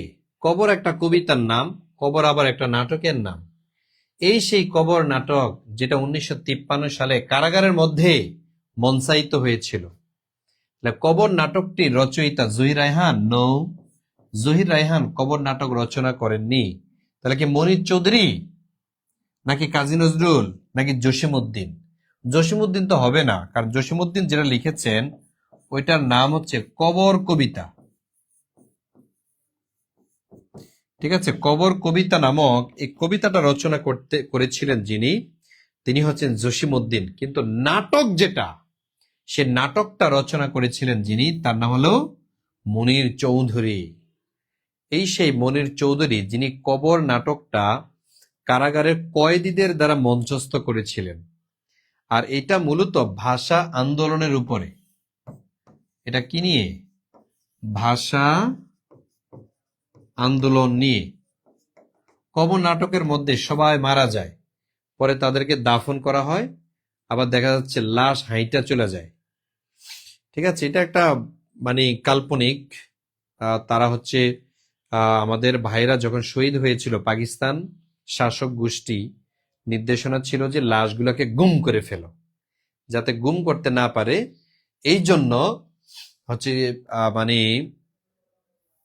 নাটকটা রচনা করেছেন। বা কাদেরকে কাদেরকে গুম করা হয়েছে আমরা তো জানি না, আরো কত মানুষ মারা গিয়েছে। তো এই হচ্ছে বিষয়, কবর নাটকটা রচয়িতা ছিল মুনির চৌধুরী। তারপরের প্রশ্ন আমি আবারও স্মরণ করে দিচ্ছি, আমাদের ভর্তি যারা হয়েছেন তাদের ক্লাস আজ রাত থেকে হবে। দেখেন আপনাকে যে গ্রুপে অ্যাড করেছে ওই গ্রুপেই আপনাকে নির্দেশনা দিয়েছি। আর যারা যারা ভর্তি হন নাই, আচ্ছা আমাদের এখানে ক্লাস করেন কিন্তু এখনো ভর্তি হন নাই, কিন্তু ভর্তি হতে চান, এরকম একটা লেখেন তো, ভর্তি হতে চাই। যদি এরকমও থাকেন ভর্তি হতে চাই, তারা কমেন্টে জানান। আমরা 19তম নিবন্ধনে আমরা দেখতে চাই যে কারা এখনো ভর্তি হন নাই, নাকি সবাই হয়ে গেছেন। যারা ভর্তি হন নাই, এই যে নাম্বারটা, এই নাম্বারে হলো আপনি 1199 টাকা পাঠাবেন। বলেন, এই যে আরেকটা টপিক, এপিকালচার বলতে কি বুঝায়? রেশম চাষ, নাকি মৌমাছি চাষ, নাকি মৎস্য চাষ, নাকি পাখি পালন বিদ্যা বা পাখি পালনকে? এরকম টাইপের প্রশ্নগুলো প্রচুর পরিমাণে আসে। এই জন্য এগুলাকে স্টার চিহ্ন দিয়ে রাখতে হয়। হ্যাঁ, স্টার চিহ্ন দিয়ে রাখতে হয়, কারণ এখান থেকে প্রচুর পরিমাণ প্রশ্ন আসে। এপিকালচার, হর্টিকালচার, পিসি কালচার, হ্যাঁ, তারপরে হচ্ছে এই তো এরকম অনেক প্রশ্ন আসে আমাদের পরীক্ষার মধ্যে। তাহলে এপিকালচার মানে হচ্ছে মৌমাছি পালন বিদ্যা। এই সেই মৌমাছি, মৌমাছি পালন বিদ্যাকে কি বলা হয়? এপিকালচার বলা হয়। মৌমাছি পালন বিদ্যাকে বলা হয় এপিকালচার। ক্লিয়ার না? তারপরের প্রশ্নটা দেখি। এখানে বলা আছে অন্ধদের জন্য লিখন রীতি উদ্ভাবন করেন কে? অন্ধরাও কিন্তু আজকে পড়তে পারে এবং লিখতে পারে। তাহলে এটা কে বলে, কে এটা মূলত আবিষ্কার করেছে? Helen Keller? না না। ব্রেইল নাকি এডিসন নাকি ডেভিড বোর? তাহলে যারা অন্ধ তাদের জন্য লিখন পদ্ধতি আবিষ্কার করেছেন যিনি, তার নাম হচ্ছে ব্রেইল। এই ব্রেইলের নাম অনুযায়ী লিখন পদ্ধতির নাম হচ্ছে ব্রেইলি স্টাইল। ঠিক আছে, ব্রেইলি স্টাইলে হচ্ছে তারা লেখেন তার নাম অনুযায়ী। উনি লিখন পদ্ধতি আবিষ্কার করেছিলেন। এরকম অনেক প্রশ্ন দেখা যাচ্ছে যে ঘুরে ফিরে আসে, ঘুরে ফিরে আসে। যেমন এখন আসতে পারে যে কিন্ডার গার্ডেন, এটা হচ্ছে কোন শব্দ? কিন্ডার গার্ডেন কোন দেশে সর্বপ্রথম চালু করা হয়েছিল? আসতে পারে না? শিক্ষার সাথে সম্পর্কিত অনেক কিছু পরীক্ষাতে আসে, এই জন্য এগুলো গুরুত্ব দিয়ে পড়তে হয়। তারপরে আসেন আরেকটা প্রশ্ন, সেটা হচ্ছে বিশ্বে কার্বন ডাই অক্সাইড নিঃসরণে শীর্ষ দেশ কোনটি? আমি ইংলিশে ভর্তি চাই, মানে ভর্তি হতে চান, তাই তো? ইংলিশে, শুধু ইংলিশ? আচ্ছা, শুধু ইংলিশে যদি ভর্তি হতে চান তাইলে আমি লাইভ চলাকালীন সময় 750 টাকা, লাইভ কেটে গেলে 1500 টাকা। ঠিক আছে, এখন যেহেতু আমি ক্লাস নিচ্ছি, কষ্ট করে ক্লাস করতেছেন, তাই আপনাদেরকে একটা অফার দিয়েছি 750 টাকা। এটা হচ্ছে শুধু ইংলিশ, যে কোনো চাকরির জন্য, বিসিএস, নিবন্ধন, প্রাইমারি প্রধান শিক্ষক, 10 থেকে 20তম গ্রেডের চাকরি, যে কোনো চাকরির জন্য শুধু 750 টাকা ইংলিশের জন্য। আর শুধু নিবন্ধনের জন্য, যে ভাই আমি শুধু নিবন্ধন জেনারেলটা করতে চাই, তাহলে এই নাম্বারে 1100 কত টাকা? 99 টাকা পাঠাবেন। তাইলে দেখি আপনারা কারা কারা অ্যান্সার করেছেন। নূর মোহাম্মদ, নাসরিন আক্তার, তারপরে অ্যান্সার করেছেন কে? আচ্ছা, তারপরে সুব্রত জ্যাট, চীনের পর যুক্তরাষ্ট্র, তারপর হচ্ছে জাকির রাশিদ মিতু, শাহাদাত রাকিব, তেহেরা, তাহেরা, শান্তা রহমান, নুসরাত ফারিয়া, খাদিজাতুত তেহরা, তারপর হচ্ছে গাজী সারামণি, গাজী সারামণি অ্যান্সার করেছেন। স্যার এই সমানে পরিবর্তন হয়, আমেরিকা আর চায় না। জি ঠিক বলছেন, ওদের হাতে তো সব ক্ষমতা, তারা পরিবর্তন করবে না, কে করবে? তাহলে বিশ্বে কার্বন ডাই অক্সাইডে নিঃসরণের শীর্ষ দেশ যেটি, সেটা হলো যুক্তরাষ্ট্র। এটা পরিবর্তন হয়, একবার যায় আমেরিকার কাছে, আবার যায় চায়নার কাছে, আমেরিকার কাছে আবার চায়নার কাছে যায়। তাহলে কার্বন ডাই অক্সাইড গ্যাস নিঃসরণে শীর্ষ দেশ যেটি, সেটা হলো যুক্তরাষ্ট্র। এটি হচ্ছে সত্য। ক্লিয়ার? গুড। এবার আসেন পরের প্রশ্ন, পরের প্রশ্নে আমরা যাই। দেখেন পরের প্রশ্নে কি আছে। 2010 বিশ্বকাপ ফুটবলে চ্যাম্পিয়ন হয় কোন দেশ 2010 সালে? তাহলে এটা এই প্রশ্নটা না পড়লে হবে, কারণ সর্বশেষ যেই বিশ্বকাপ হয়েছিল কত সালে? 2022 না? 2022 হয়েছিল। তার মানে এই বছর কিন্তু আরেকটা আছে, 2026 আরেকটা বিশ্বকাপ আছে। এখন দেখা যাক এই 2026 সালে, 2026 সালে কে বিশ্বকাপ নেয়। আমার মনে হচ্ছে বাংলাদেশ নিতে পারে। তাহলে 2010 সালে বিশ্বকাপ ফুটবলের চ্যাম্পিয়ন হয় কোন দেশ? যারা একটু মুরব্বী টাইপের স্টুডেন্ট তারাই বলতে পারবে, তারা খেলাটা দেখেছে, অথবা যারা সাধারণ জ্ঞান পড়েছেন তারা হয়তো পারবেন। কে কে অ্যান্সার করেছেন? নাসরিন আক্তার নাকি শানজালা, তারপরে হচ্ছে ইমরান হাসান ইমরান, যুক্তরাষ্ট্র ইসরাত হাসান, ওহিনিশি, তারপর হচ্ছে শাকেরা লিপি, ইসরাত জাহান, রুবেল অনেকে অনেকে অ্যান্সার করেছেন না?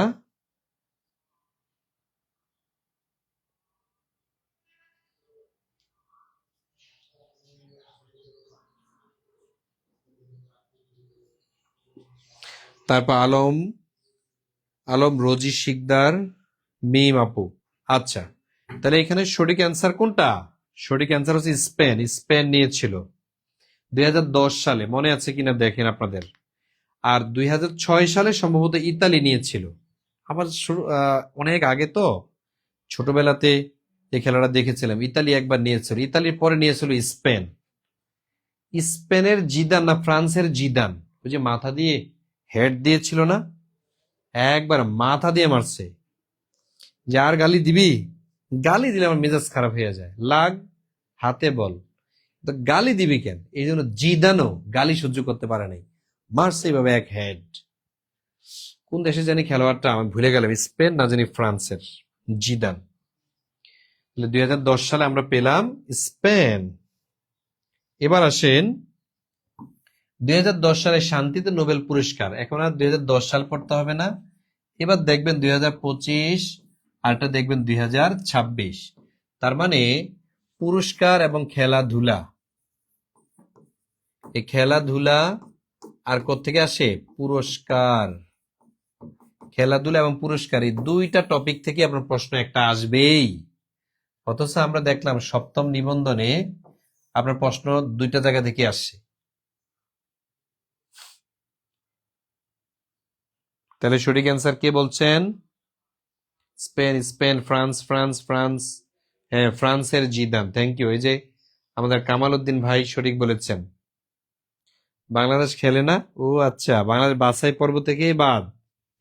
আমি তো ভাবছিলাম যে বাংলাদেশ সাপোর্ট করব, বিশ্বকাপ ক্রিকেটে তারা হচ্ছে সেরা খেলবে। আচ্ছা, তাহলে আমরা দেখলাম 2010 সালে শান্তিতে নোবেল পেয়েছিল লিউ জিয়াওবো। লিউ জিয়াওবো উনি। আর 2025-এ শান্তিতে নোবেল পেয়েছে মাচাদো। ঠিক আছে, মাচাদো, উনি হচ্ছে ভেনেজুয়েলার মাচাদো। এই সেই মাচাদো, উনি মূলত আর্জেন্টিনার। তিনি কি পেয়েছেন?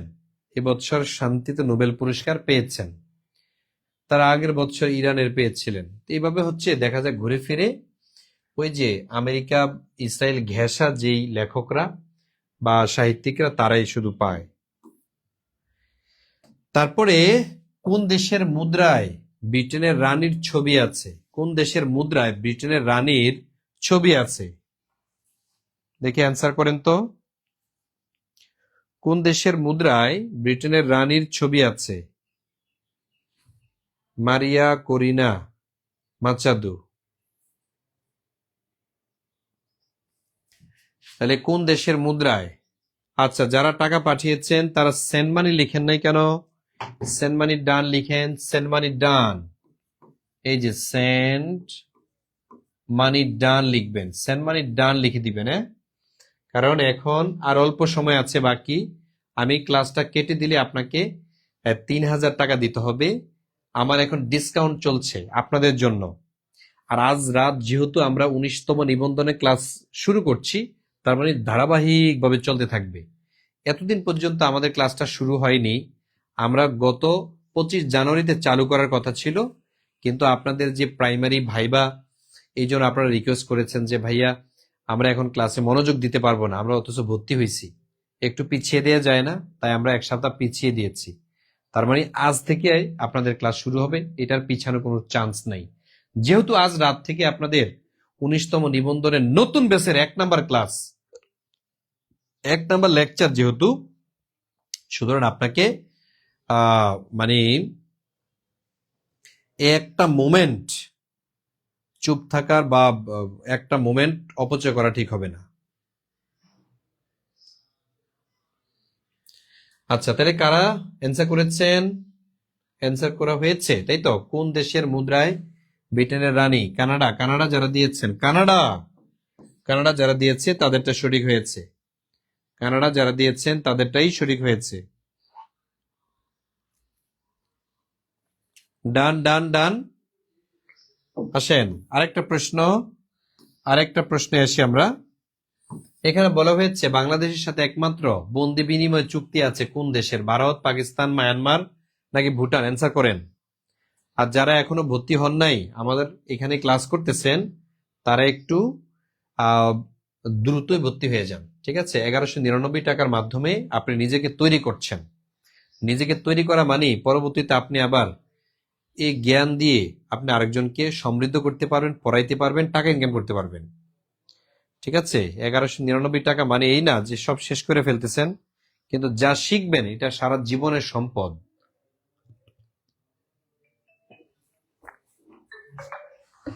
আর এই সম্পদের মালিক কে? এই সম্পদের সম্পূর্ণ মালিক হচ্ছেন আপনি। এই সম্পদের সম্পূর্ণ মালিক হচ্ছেন আপনি। আপনার স্কিল কেউ নিয়ে যেতে পারবে না। তাহলে দেখেন, আমরা যেটা দেখলাম সেটা হচ্ছে এই প্রশ্নের সঠিক অ্যান্সার হচ্ছে ভারত। ভারতের সাথে বন্দি বিনিময় চুক্তি হয়েছে। ঠিক আছে, বন্দি বিনিময় চুক্তি হচ্ছে কার সাথে? ভারতের সাথে।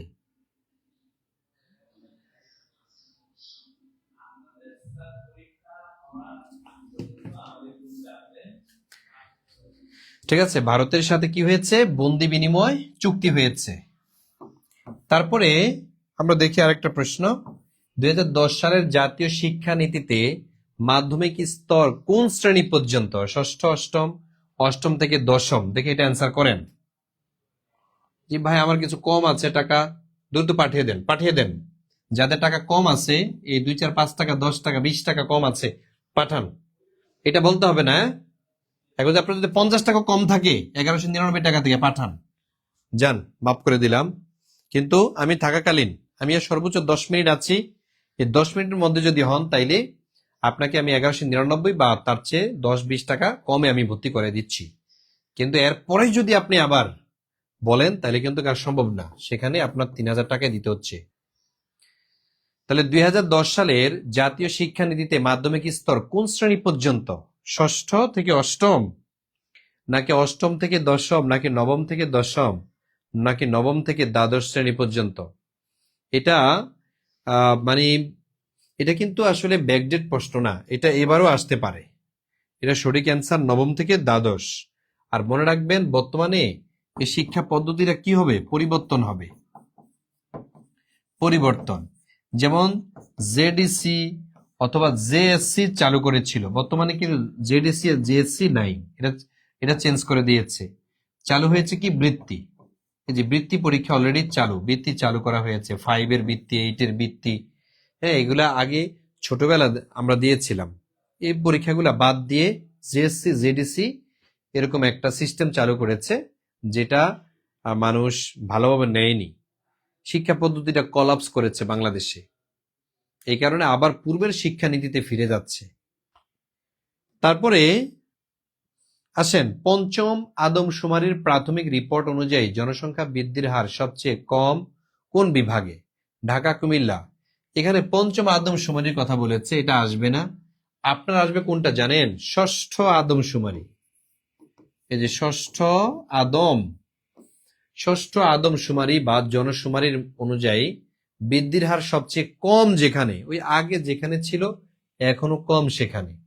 তা আপনারা অ্যান্সার করে ফেলেন। জি ভাই, কোন কোন সাবজেক্ট পড়াবো? আচ্ছা, আমরা যে সাবজেক্টগুলো পড়াবো সেটা হচ্ছে এখানে বাংলা বেসিক থেকে পড়াবো, ইংলিশও বেসিক থেকে পড়াবেন আমাদের সাইদুল স্যার, আর জিকেটা আমি নিজেই পড়াই। তারপর হচ্ছে ম্যাথ করান হচ্ছে আমাদের রবিন স্যার। তারপর হচ্ছে বাংলা আমাদের দেলোয়ার ভাই পড়ান। আর আছে আপনার ডেইলি সায়েন্স। এই যে 5টা সাবজেক্ট এখানে দেখেন আপনাকে আমরা পড়াচ্ছি এই ফি এর মধ্যে, 1199 টাকার মধ্যে। তা আপনারা, আমার মনে হচ্ছে যে একদিনও মিস করা উচিত না, কারণ যাদের টার্গেট হচ্ছে 19তম নিবন্ধন, যে ভাইয়া আমি বেকার, অভিশাপের মতো মনে হচ্ছে, ফ্যামিলিতে মুখ দেখাতে পারছেন না আপনি। ঠিক আছে, সবাইকে মূল্যায়ন করে, দাওয়াত দেয়, এই সেই, কিন্তু আপনি পাচ্ছেন না সেই সুযোগটা। এটা কারণ কি? আপনার পরিচয় নাই, এই কারণে। তো সেই জন্য আপনি যেহেতু অবহেলার পাত্র হয়ে যাচ্ছেন মানুষের কাছে, তো নিজেকে কি এভাবে অবহেলার মধ্যে সারা জীবন কাটিয়ে দিবেন? নো। নিজে একটু ঘুরে দাঁড়ান, নিজেকে পরিবর্তন করার চেষ্টা করেন। আচ্ছা, তাইলে ষষ্ঠ আদমশুমারির মতে হচ্ছে বরিশাল, আর পঞ্চম আদমশুমারির মতেও বরিশাল। তাহলে পঞ্চম এবং ষষ্ঠ এই দুইটাই কি হবে? বরিশাল। সঠিক অ্যান্সার।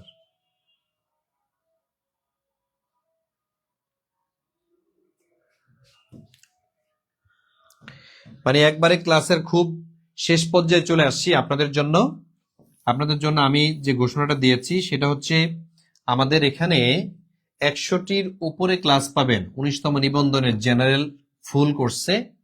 100টি ক্লাস পাবেন, আর প্রতিটা ক্লাসের উপর আমরা পরীক্ষা নিচ্ছি এবং প্রত্যেকটা ক্লাস রেকর্ড থাকবে। অনেকে আছে রেকর্ড ক্লাস করতে অভ্যস্ত, কারণ আপনি চাকরি করেন। তাহলে আপনি যদি চাকরি করেন তাইলে আপনি ক্লাস করবেন কখন? লাইভে অনেকে ক্লাস করতে পারে না। সুতরাং এই ক্লাসগুলো একটু কিনেন, এই লাইভ ক্লাসগুলো অন্তত করেন। জীবনের সম্পদ। আপনি নিজে নিজে কখনো বড় হতে পারবেন না যদি না অন্যের সহায়তা থাকে। অন্যের সহায়তা নিয়ে, অন্যের হাত ধরেই কিন্তু আপনাকে সামনে যেতে হবে, বড় হতে হবে।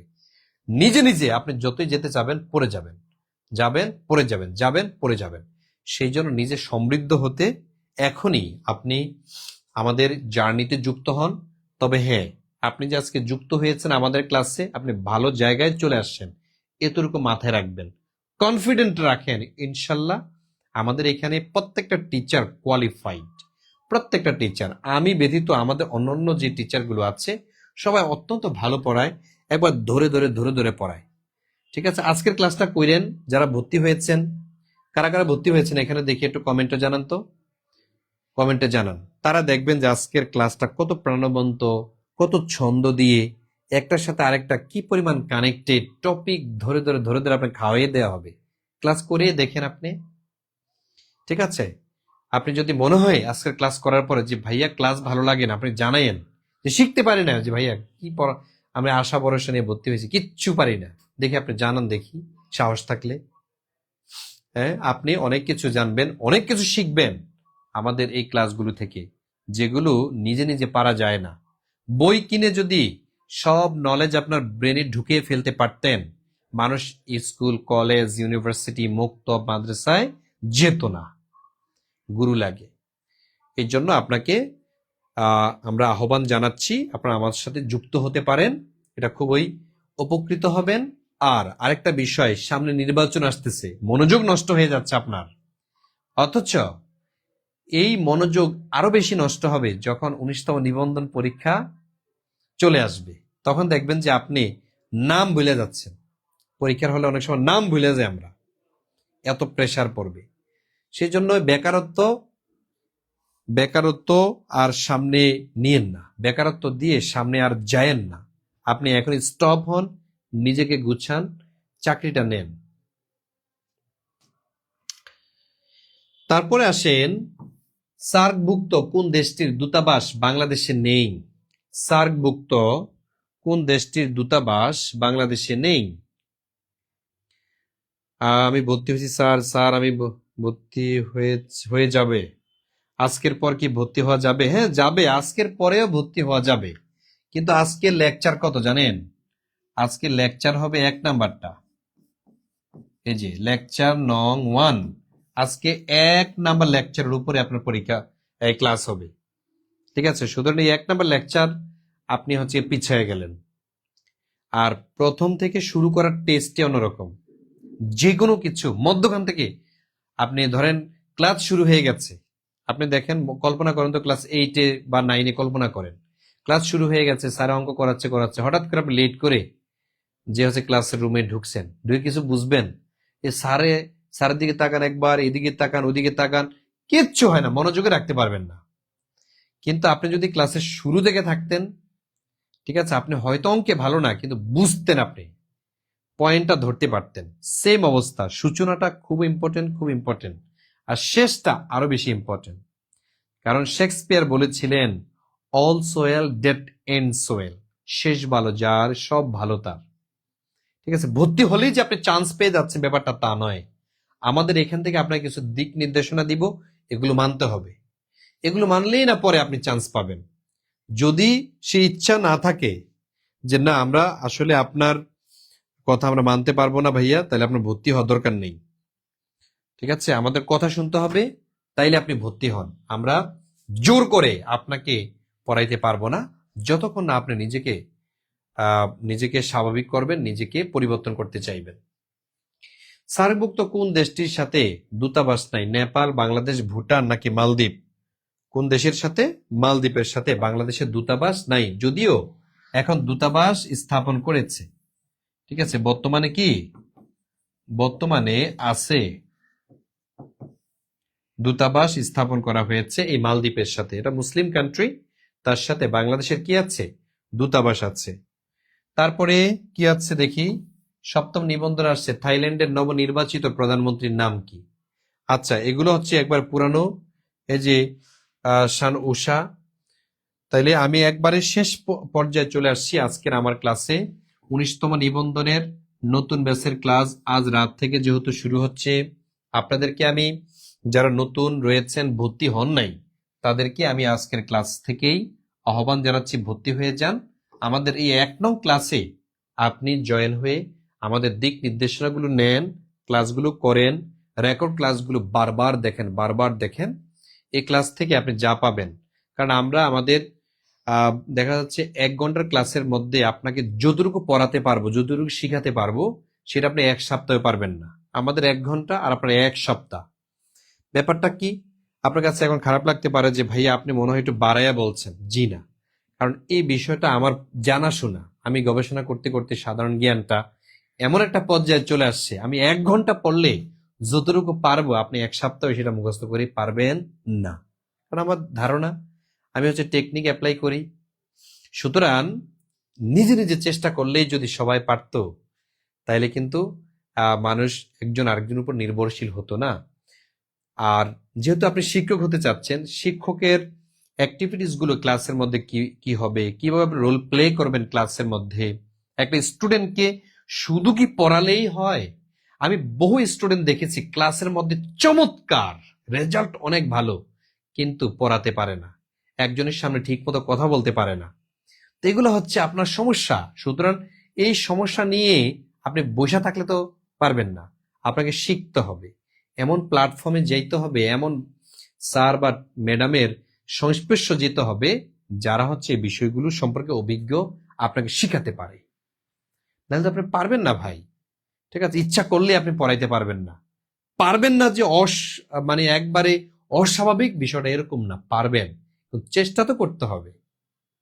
ঠিক আছে, সুতরাং আপনারা যারা আমাদের লাইভে আছেন কিন্তু ভর্তি হন নাই এখন পর্যন্ত, তারা ভর্তি হয়ে যান।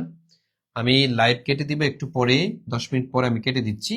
যারা ভর্তি হবেন এই লাইভ চলাকালীন সময়ে, তারা হচ্ছে 1199 টাকা দিয়ে ভর্তি হতে পারবেন।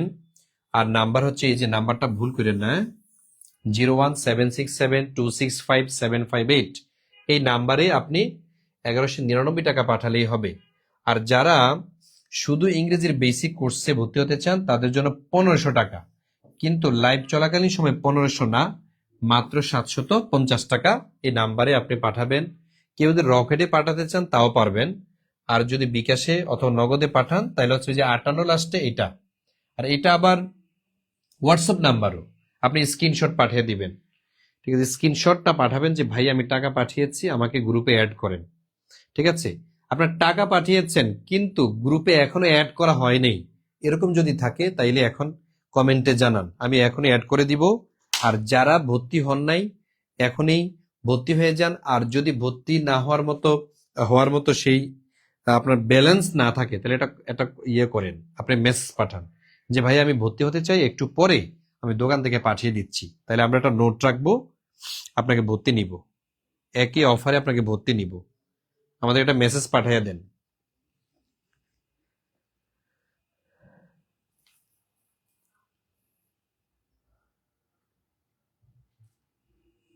যে অলরেডি আমাদের অনেক ভাই বোন টাকা পাঠিয়েছেন, 940 থেকে এসেছে, থ্যাংক ইউ সো মাচ। 491 থেকে এসেছে, 333 থেকে এসেছে, থ্যাংক ইউ সো মাচ।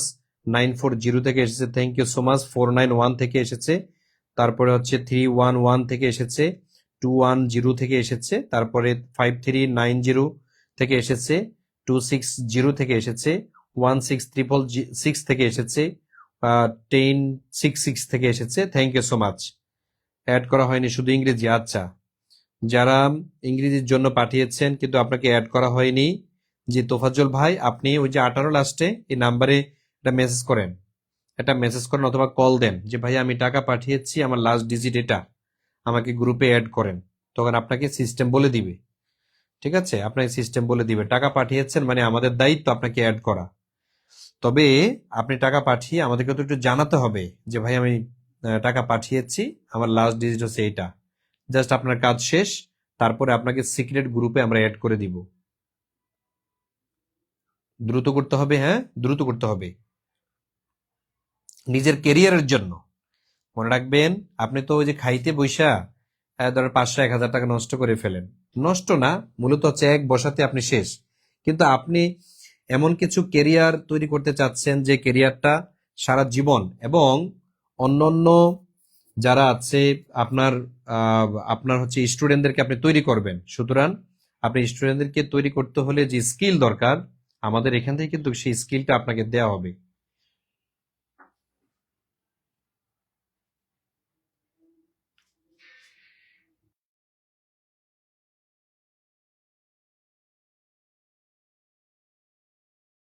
যাচ্ছি, অসুবিধা নেই।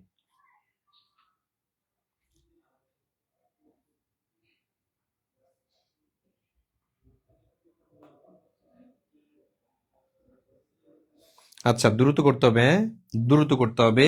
আপনারা যারা যারা যারা যুক্ত হয়েছেন,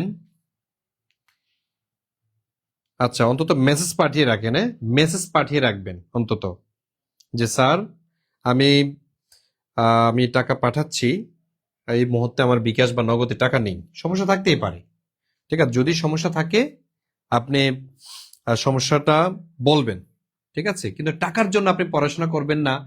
টাকার জন্য আপনি আপনি কি বলে আপনার কেরিয়ার তৈরি করবেন না, এটা হতে পারে না। ঠিক আছে, আমি বলে থাকি যে আমার একটা স্টুডেন্ট কিছুদিন আগে যেমন সুইসাইড করেছে, অথচ সে ফার্স্ট হয়েছিল, ঢাকা বিশ্ববিদ্যালয় ফার্স্ট হয়েছিল। যে ঢাকা বিশ্ববিদ্যালয়ে অনেকে চান্স না পেয়ে আত্মহত্যা করে, অথচ সেই বিশ্ববিদ্যালয় ফার্স্ট হয়ে ছেলেটা কি করেছে, সুইসাইড করেছে। সুতরাং আসলে সফলতা যে কি জিনিস, মানে আমি আসলে এটা আগামাথা পাচ্ছি না, এক একজনের কাছে এক এক রকম। এই যেমন আপনি একটা নিবন্ধন পরীক্ষায় শিক্ষক হওয়ার জন্য আপনার আপ্রাণ চেষ্টা, আবার কেউ দেখা যায় শিক্ষক হওয়ার পরে আরো উপরে যায়, আরো উপরে যেতে চায়। সুতরাং আপনার ইচ্ছার কোনো শেষ নেই। যেহেতু ইচ্ছার শেষ নেই, স্টেপটা শুরু তো করতে হবে, তাই না? আপনি হতাশ হয়ে বসে থাকলে, যদি মনে করেন যে আমি এখন যেখানে আছি বাস যথেষ্ট, এই যথেষ্ট যদি আপনি মনে করেন যথেষ্ট, তাইলে কিন্তু শেষ। ঠিক আছে, আপনি প্রাণপণ চেষ্টা করে যেতে হবে। যেমন নেপোলিয়নকে জিজ্ঞেস করা হয়েছিল মানুষ সফল হয় কিভাবে, তখন বলছিল পাগলা কুত্তা এমনি ভাবে দৌড় দিতে হবে আপনি, ঠিক আছে, সফলতার দিকে এরকম ভাবে দৌড় দিতে হবে, তাইলে যে আপনি সফলতাকে পাবেন। শেক্সপিয়ারকে একবার জিজ্ঞেস করেছিল যে মানুষ সফল হয় কিভাবে। শেক্সপিয়ার যে প্রশ্ন করেছে তাকে বলছে পানিতে নাইমে আসো। নদীতে তিনি গোসল করতেছিলেন, একবার ঠাইসা দিচ্ছে পানির নিচে, যখন এই মরে যাবে মরে যাবে, তখন তাকে উঠাইছে, উঠিয়ে একবার উপরে ফেলছে। তখন তো লোকজন অবাক হয়ে গেল যে ভালো একটা প্রশ্ন করেছে, আর আপনি কি না হয়েছিল যে আপনাকে প্রশ্ন করেছে আমি যে কিভাবে সফল হওয়া যায়, বলছে উত্তর কি পাও নাই, বলছে না আমি উত্তর পাই নাই। বলছে আমি যখন তোমাকে পানির নিচে চাপিয়ে ধরেছিলাম তখন কেমন লাগছিল তোমার কাছে, বলছে আমি তো মরে যাচ্ছিলাম। বলছে হ্যাঁ, সফল হতে হলে একবার এভাবে চেষ্টা করতে হবে।